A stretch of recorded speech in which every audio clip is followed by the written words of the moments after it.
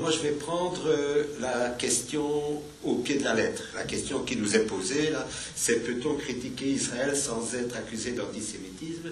Eh bien, la réponse, c'est tout simplement non.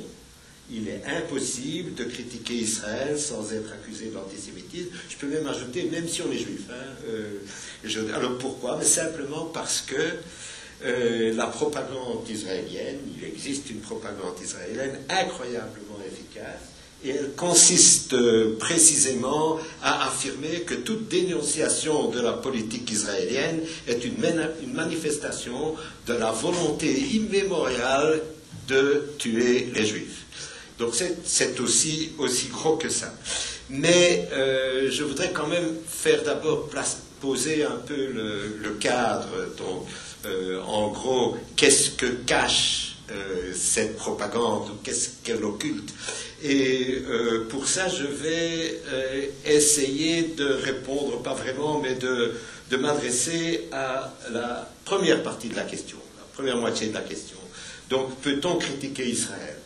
Et en fait, ça veut dire simplement qu'est-ce que le sionisme réel, qu'est-ce qui est critiquable. Alors, je vais aller très vite pour vous donner des espèces de critères de ce qui est, j'espère, sous-jacent à la critique, à des gens qui, comme nous, avons cette révulsion à l'encontre de ce que font les Israéliens. Alors,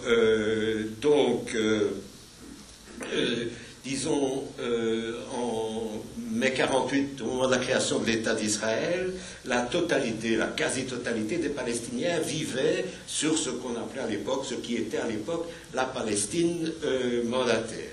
Fin 2008, j'ai là les chiffres, il y avait à peu près 10 millions 500 000 Palestiniens dans le monde. Et plus des deux tiers d'entre eux étaient des personnes déplacées. Plus des deux tiers de tous les Palestiniens qui existent dans le monde sont des personnes déplacées. Parmi eux, la quasi-totalité réfugiés à l'étranger, et 500 000 à peu près, un peu moins, sont des personnes déplacées en Israël, donc dans les territoires, dans ce qui était la Palestine mandataire. Okay, donc ça, c'est un des trucs. Au cours de la guerre, donc pas de guerre pas des 6 jours, de la guerre de 48, donc lors de la création de l'État d'Israël, dans la guerre qui se termine en 49, les forces israéliennes prennent 78% de la Palestine mandataire. Je ne vais pas rentrer dans les détails, ce qu'on leur avait fait. Bref, le problème, voilà, prennent 78%. C'est simplement pour dire qu'en 67, ils prennent les 22% restants, la fameuse guerre des 6 jours, et tout ce que je veux comme indication là, c'est vous dire que depuis lors, depuis 67 jusqu'à fin 2009, où j'ai les chiffres, 30 000, vous entendez, 30 000 logements ont été démolis. Et un logement, c'est un foyer. Un logement, c'est pas un mur, un toit et des murs.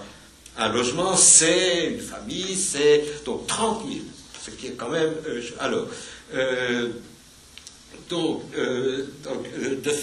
De septembre 2000, de deuxième intifada jusqu'en 2010, il y a eu 6500 Palestiniens tués, dont, je ne vais pas, 1274 enfants, 369 femmes. Il y a eu à la même période plus de 30 000 Palestiniens blessés, à peu près la moitié dans la bande de Gaza et l'autre moitié en Palestine occupée. Et là, beaucoup de ces blessés sont délibérément estropiés par des bataillons de tireurs d'élite qui ont été formés pour ça. Donc, alors, au moment, et c'est pratiquement le dernier point, au moment de la création de l'État d'Israël, donc en mai 48, les Palestiniens étaient propriétaires d'environ 93% du territoire de la Palestine mandataire.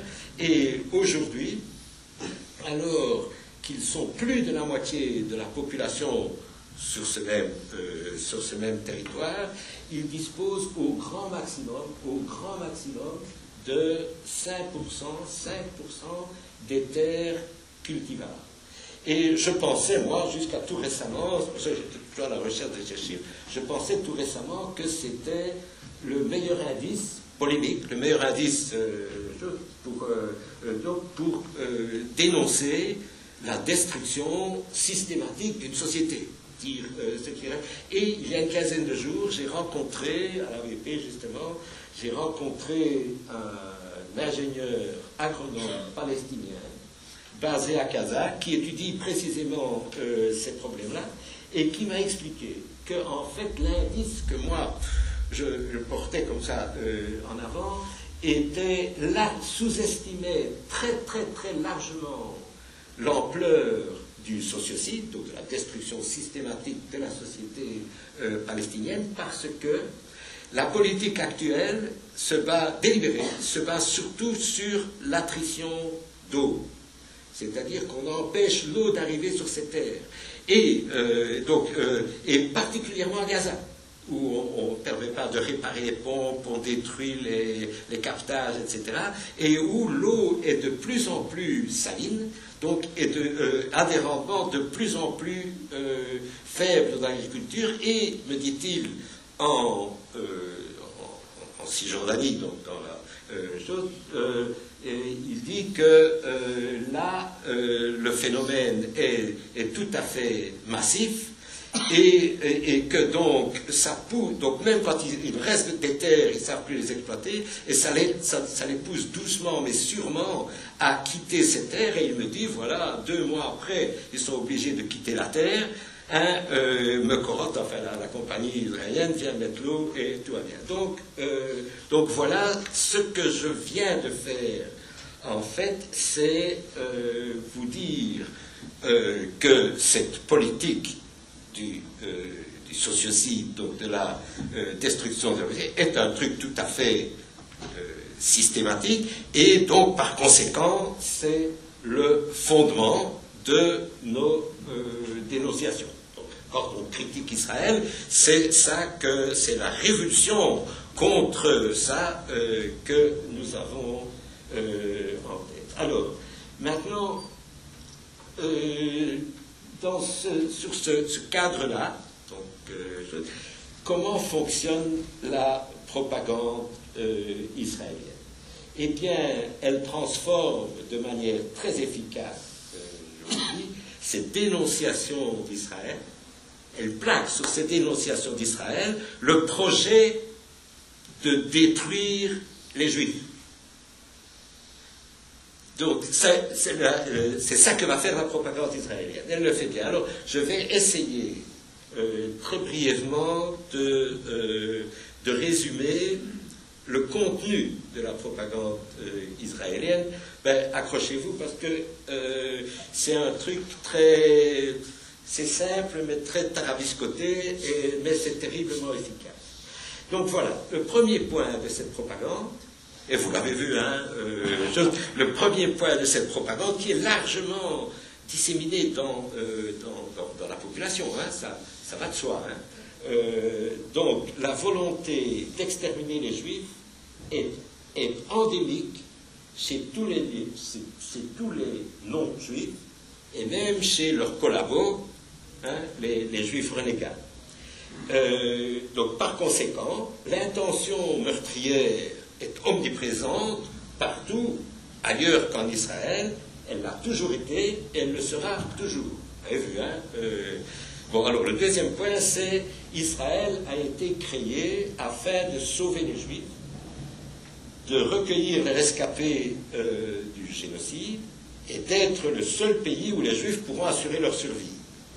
Tous les Juifs s'identifient à cette terre parce que leur survie est en jeu, c'est-à-dire le droit humain le plus fondamental. Ceci est historiquement absolument faux, mais je ne vais pas entrer là-dedans, sinon je vais vous perdre. Et donc, le deuxième point, créé afin de sauver les Juifs, seul havre de paix où les Juifs peuvent survivre. Hein, c'est même pas survivre. Alors, troisième point de cette propagande, c'est que pendant des décennies, hein, la révulsion, l'émotion provoquée par la découverte de ce qui s'était passé dans les camps, les chambres à gaz, les fours crématoires, a mis sous le boisseau, a rendu souterraine la volonté, pourtant omniprésente, mais elle est souterraine, d'exterminer les Juifs. Mais maintenant, elle réapparaît au grand jour sous la forme de la destruction de l'État d'Israël. La seule possibilité pour les Juifs de survivre. Donc maintenant, la haine des Juifs n'ose plus, pas encore, sauf chez les Arabes, j'y viens, sauf chez les musulmans, mais chez les autres, elle n'ose pas encore s'exprimer librement, mais ça se fait par le biais de on veut détruire Israël. Donc, elle existe chez tous les non-juifs, donc elle se traduit aujourd'hui par la volonté de détruire Israël, et je viens de vous dire, elle est particulièrement virulente chez les Arabes, toujours assimilés aux musulmans, arabes musulmans, et tout particulièrement, évidemment, chez les Palestiniens. Les Palestiniens qui sont directement confrontés aux Juifs pacifiques, agriculteurs, tout ce que vous voulez, et qui, eux, sont assimilés à des terroristes, toujours, hein, c'est Palestiniens terroristes, et ils constituent, évidemment, le bras armé des Arabes. Alors, dans le reste du monde, je suis au bout, dans le reste du monde, notamment en Europe occidentale, où un génocide s'est déjà produit, la volonté d'exterminer les Juifs, donc c'est la menace latente d'un nouveau Shoah Holocauste, est explicite parmi les membres de la communauté arabo-musulmane. Je vous ai dit pourquoi, hein, ils ne font pas partie de la communauté, etc. Et donc elles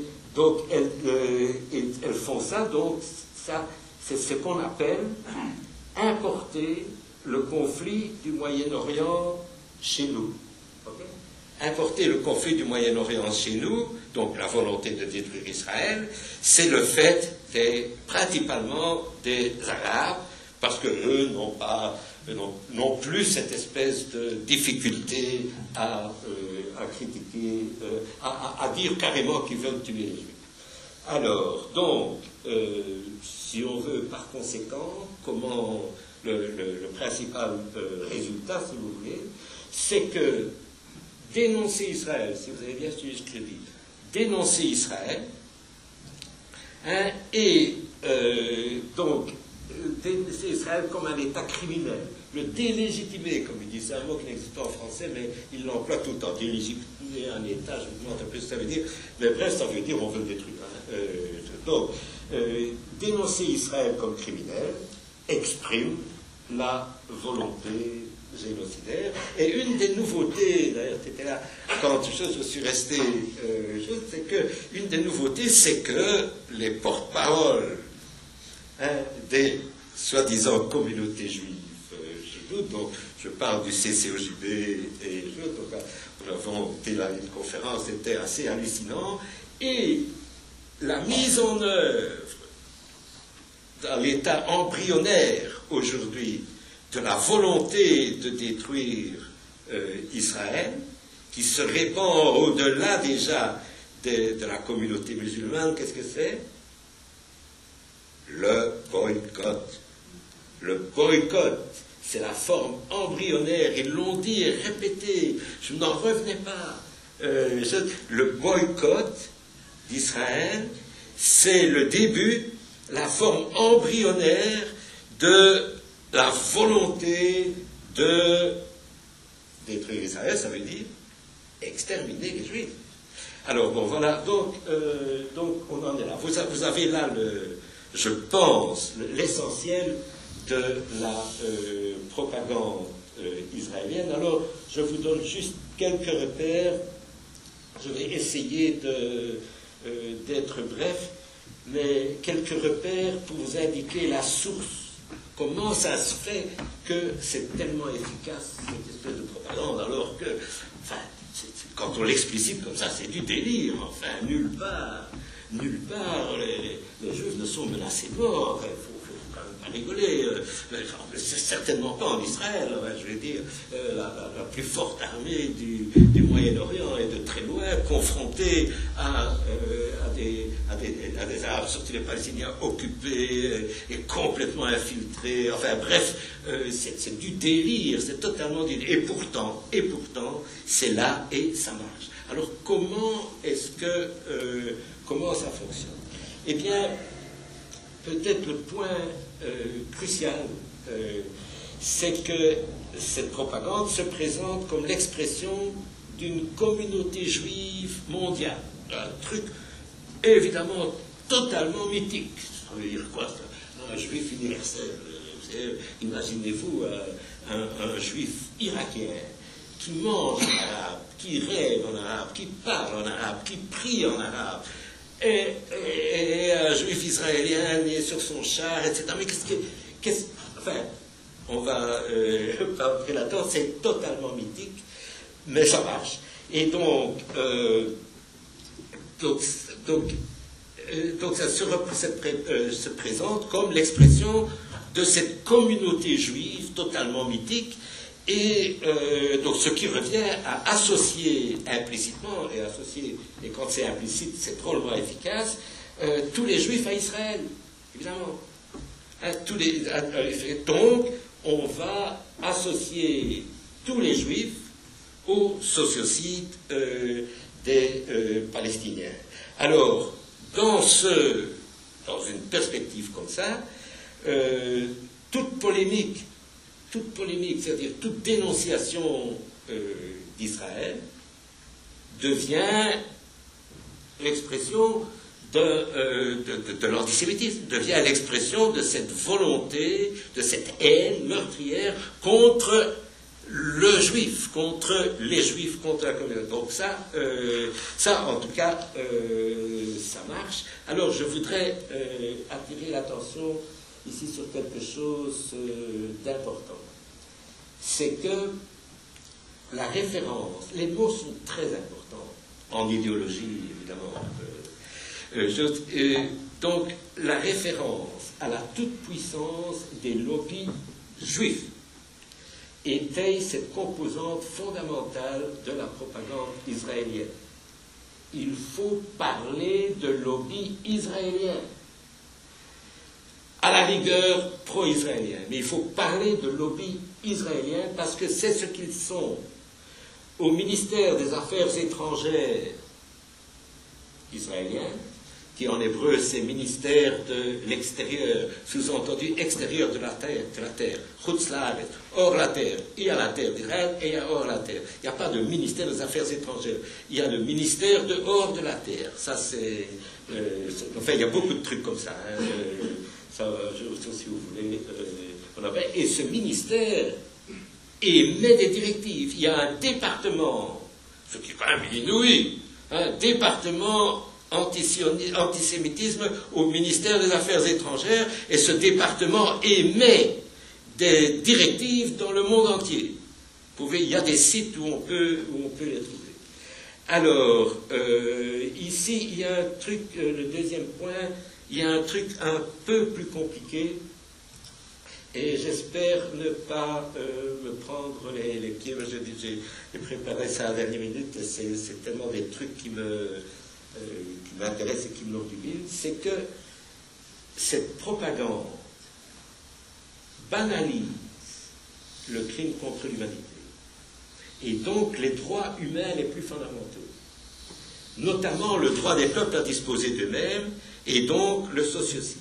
Je vais essayer de... Il faudrait même y arriver, Jacques, parce que tu as déjà... Oui, non, mais je suis...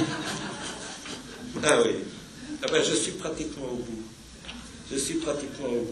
Alors, bon, je vous dirais simplement ceci, c'est que la propagande, en fait, banalise le racisme. Comment? Elle prend comme essence comme référence donc de l'inhumain, elle prend l'assassin nazi. Alors, en négation, le juif victime, le juif universel victime, etc., et devient le symbole, et c'est lié à la création de l'ONU et des trucs comme ça, donc devient le symbole de l'humain. Et donc, par essence, cette propagande va dire que tous les non-juifs, en fait, en prenant comme référence l'assassin nazi, tous les non-juifs sont déshumanisent tous les non-juifs à des degrés divers. Donc il y a le non-juif en général, qui est un sous-homme, mais à part les juifs, quoi, à part les juifs orthodoxes sionistes. Tous les autres, c'est des sous-hommes à des degrés divers, donc les non-juifs, et puis les arabes un peu plus, et les palestiniens tout à fait. Et quand on a cette vision du monde, tout s'inverse. Tout s'inverse, le sociocide. Donc, le sociocide, c'est endiguer la destruction de l'humain. Enfin, voilà, donc ça... alors maintenant, je voudrais juste, et je vais aller vite, je prends 2 minutes, parce que je vais amener ça chez nous. Alors, pour vous indiquer comment ça fonctionne chez nous, je vais vous lire, mais très très brièvement, ces quelques lignes, ce que le CCOJB, Comité de coordination des organisations juives de Belgique, comme vous voyez, des organisations juives de Belgique, c'est tous les juifs, hein, donc voilà ce qu'elle se donne elle-même sur son site, ce qu'elle se donne elle-même comme mission. Le CCOJB a pour but de lutter pour la défense des valeurs juives en Belgique, contre l'antisémitisme, le racisme, la xénophobie, pour le maintien du souvenir des épreuves et des souffrances des membres de la communauté juive, la mémoire de la Shoah, lutte contre toutes les tentatives de banaliser, de déformer la Shoah, pour la défense des droits matériels et moraux de la communauté juive de Belgique, avec majuscule, la communauté juive de Belgique. Et pour le soutien, écoutez bien, et pour le soutien par tous les moyens appropriés à l'État d'Israël, centre spirituel du judaïsme et havre pour les communautés juives menacées. Donc elle se présente comme représentant tous les juifs, et en fait, c'est une organisation explicitement sioniste qui veut défendre... Et alors je dis, c'est ainsi que le CCOJB lutte contre l'importation du conflit du Moyen-Orient en Belgique, contre le négationnisme et la délégitimation d'Israël.